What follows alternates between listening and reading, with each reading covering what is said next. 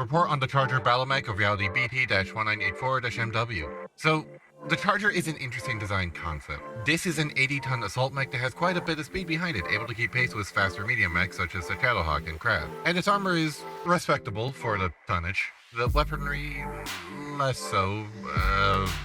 So, as designed, the original CGR-1A1 model, as it came out in 2665, only has 5 small lasers.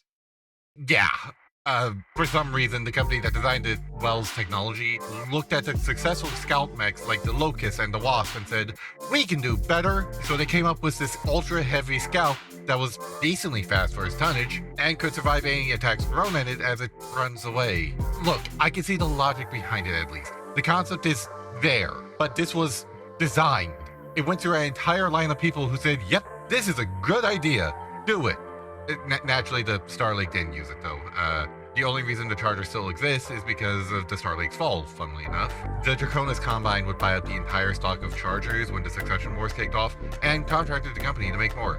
Rather than proving itself as a scout mech, it was actually very successful as a garrison mech, as it was cheap to maintain and proved very effective against lighter recon units. Protection would end in 3030, but would resume sometime after the Forced Dissection War as the Combine needed new battle mechs. It would also serve as the basis for the, I apologize if I butchered this, Hatamoto-chi battle mech, built in 3042, and there would be several variants of the Charger that would expand upon its weapons at the cost of its speed.